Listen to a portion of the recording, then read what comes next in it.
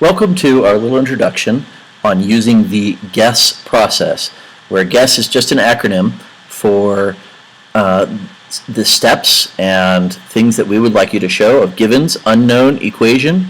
These three right here are actually the heart of actual physics work. The solving and substitution part is just algebraic crunching.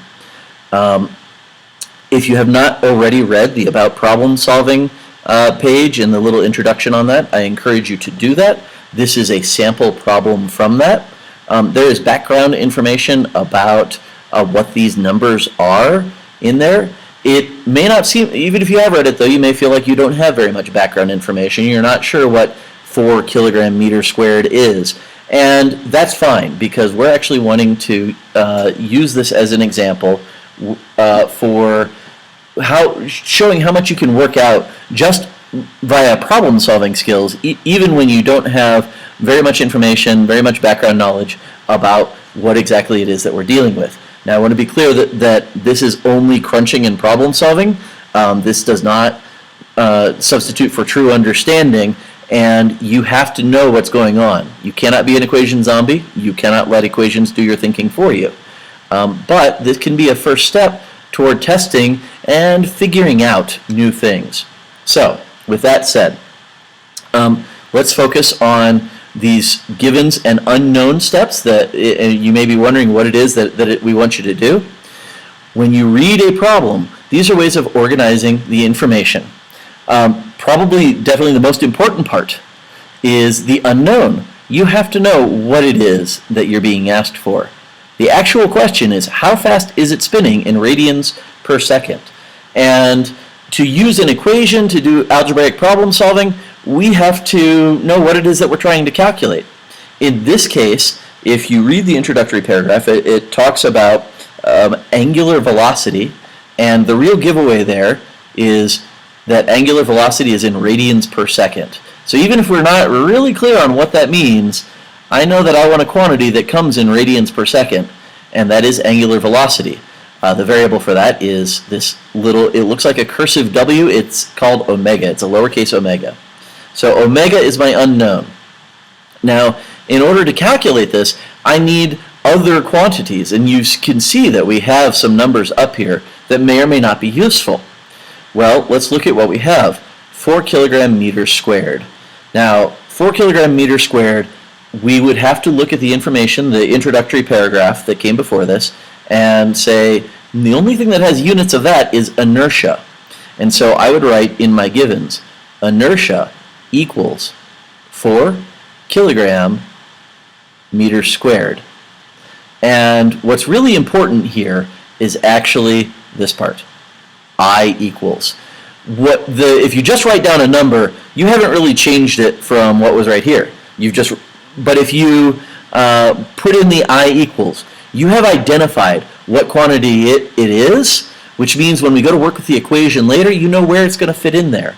So I don't consider a given as being properly done unless you have variable equals. Likewise on the unknown, you should have variable equals question mark. That's how you identify what your unknown is. Okay, now you might notice we still have one more over here. This one's a little easier because it does actually specify energy. But another hint there is that we have J for joules, and so this was our kinetic rotational energy, K. And so K equals 20 joules. Once again, actually identifying K equals is the real physics work part here. Otherwise, we're just copying numbers. Okay, so we have a couple givens, we have an unknown, and we have actually an equation that has our unknown in it that relates it to other quantities. We have that K equals 1/2 I omega squared. Now, you may be worried that this is not solved for omega, we didn't get omega alone, I can't just put numbers in here and get exactly what I need to put in my calculator. That's fine. What we care about is it has our unknown in it, it has other quantities that we do know. So everything else in the equation we have for givens. This is what we want. We want one equation with one unknown. If one of these things, either k or I, was also unknown, we would need to solve a separate problem, go through a separate guess process, using other givens, other information to find those. And we will do step problems where you'll have to do these little side quests to figure out these other things that you're going to have to know before you can get to the thing you mainly care about. Fortunately, this one, we already have it all set up. One equation, one unknown, we're good to go. Okay then, we need to rearrange this equation to solve for omega. Now, some people would just want to put numbers in right away, and you could solve this problem just fine doing that. However, there's going to be some problems that can only be solved by solving symbolically. And what I mean by that is without putting the numbers in. So I really, really want the equation without any numbers in it, and I would like if you practice and work at solving that equation without numbers in it as well. So if omega is my unknown here, I need to move the 1/2, move the I. To get rid of 1/2, 1/2 is the same as dividing by 2, so I could multiply by 2 to get rid of it. Some of you might also be thinking of multiply by the reciprocal. However you want to think of it to yourself that you are comfortable with, that's fine. But we should end up multiplying by 2. So I do that to both sides.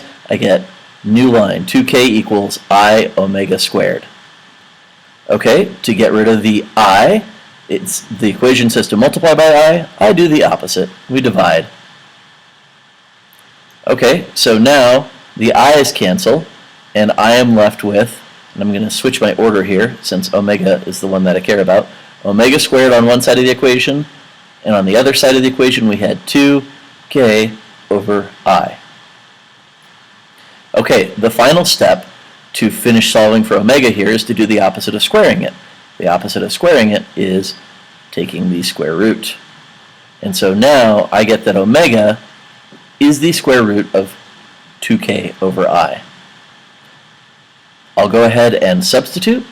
A quick word about doing calculations and showing your work. I would like to see what you plug into your calculator.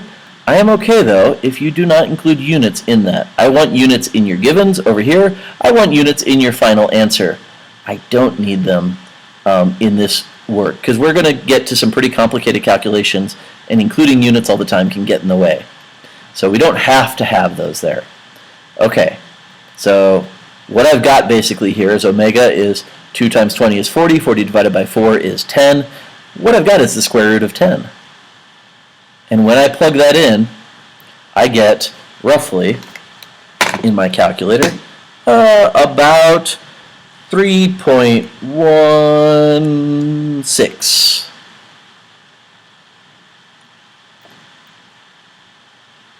You might have a question about significant digits here.